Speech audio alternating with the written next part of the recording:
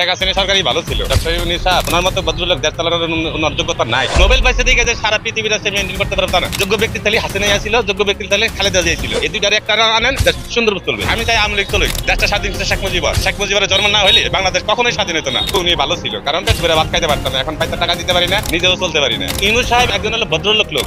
ভোগের বাসা ডক্টর মোহাম্মদ ইউনূস নিঃসন্দেহে একজন ওয়ার্ল্ড ক্লাস লিডার, এটাতে কোনো ভুল নেই।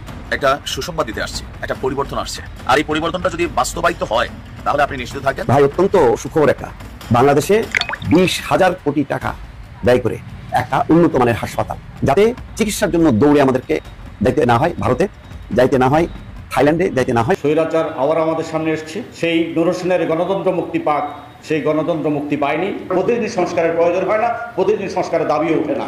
সংশোধনের দাবি উঠতে পারে, সংস্কারের দাবির জন্য দীর্ঘ লড়াই দরকার হয়। সেই গণতন্ত্রের মুক্তির সংগ্রামটা কিভাবে করতে হবে সেই বিষয়ে মঞ্জু ভাই যে কথা বললেন, ক্যামেরার আড়ালে কোথায় কিভাবে বসবেন আলোচনা করুন।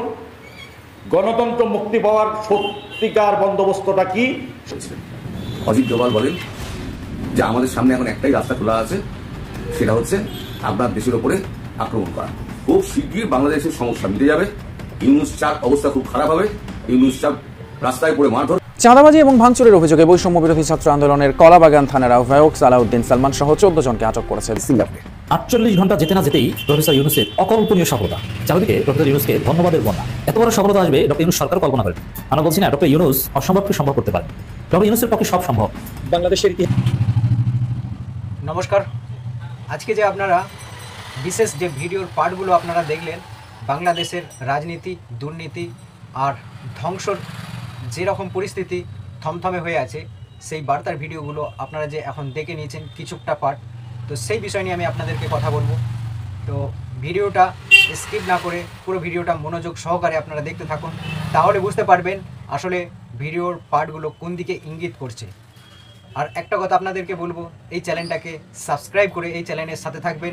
তো চলুন বেশি কথা না বলে আপনাদেরকে আমি মূল ভিডিওর বিশেষ যে অংশগুলো বাকি আছে সেইগুলো আপনাদের সামনে রাখছি। চলুন। লোক ওনার মতো ভদ্রলোক দেশ চালানোর ওনার যোগ্যতা নাই। শেখ হাসিনাই দরকার কিংবা খালেদা জিয়া দরকার, এই দুইটার লোক হইলে ভালো হইতো। ইউনূস সাহেব একজন হলো ভদ্রলোক লোক, উনি এই ভদ্রতা দেখায় এই দেশ চালাতে পারবে না। ওনার মতো ওনার সে যোগ্যতা নাই। আছে নোবেল পাইছে দিকে যে সারা পৃথিবীর সে মেইনটেইন করতে পারবে তা না। যোগ্য ব্যক্তি তাহলে হাসিনা ছিল, যোগ্য ব্যক্তি তাহলে খালেদা জিয়া ছিল। এই দুইটার একটা আনেন দেশ সুন্দর চলবে।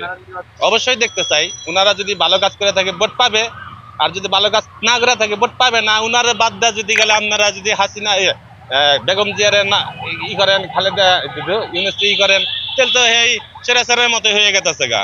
স্বৈরাচার যেরকম করছে হাসিনা আগে, এখন যদি তারা এসে হাসিনারে উড্ডল করে দেয় তাহলে তো একই ওদের খাতার একই পর্যায়ে গেল আর কি, বুঝেন নাই?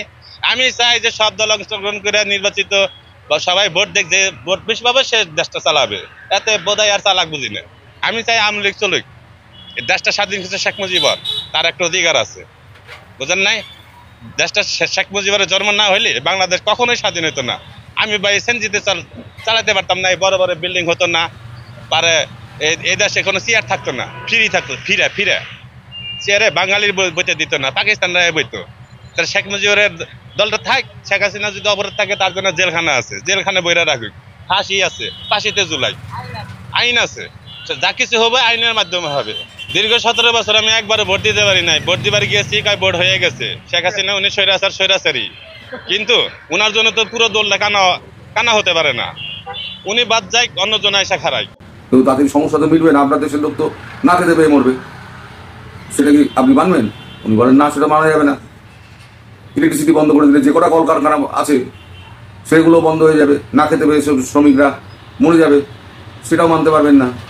তাহলে পথটা কি খোলা রইল? তখন উনি বলেন, দেখুন আমি 16 বছর ওই দেশটাকে চালিয়েছি। আমার দেশটা হচ্ছে অনেক ছোট দেশ, আপনাদের অনেক বড় দেশ, আপনাদের বহু দেশের সঙ্গে বহু চুক্তি সমস্ত কিছু হয়। এখন এই চুক্তি অনেক কিছু আপনাদের মনেও থাকে, অনেক কিছু চুক্তি আপনাদের মনে থাকে না। এরকম কিছু চুক্তি আছে যে চুক্তিগুলো আপনারা ভুলে যেতে পারেন, কিন্তু আমি ভুলিনি। অজিত ডোভাল বলেন, কি চুক্তি? বলেন দেখুন, আমাদের 3টে বড় চুক্তি ভারতের সঙ্গে বাংলাদেশের হয়েছিল বাংলাদেশকে এই সুবিধা দিয়েছিলেন আপনাদের প্রধানমন্ত্রী আমার অনুরোধে।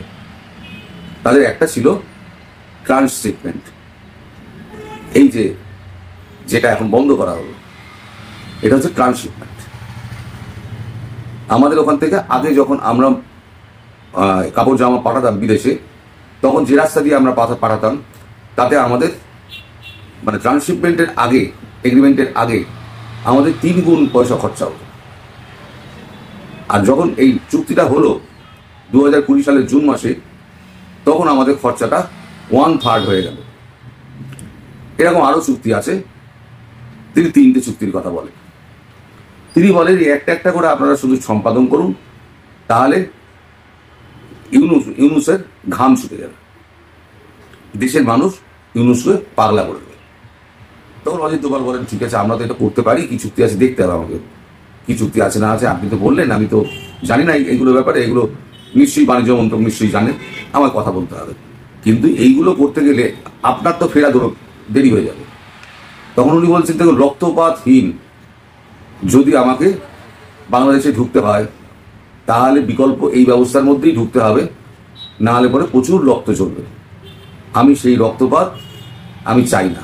আমার দেশের মানুষের রক্ত আবার বাংলার মাটিতে পড়বে 71 সালের পর, আমি সেটা চাই না। আমার বাবাও কোনোদিন চাইতেন না, আমিও চাই না। তাতে যদি আমার না ফেরা হয় তাও ঠিক, কিন্তু আমি জানি এইগুলো যদি আপনারা করেন তাহলে পরে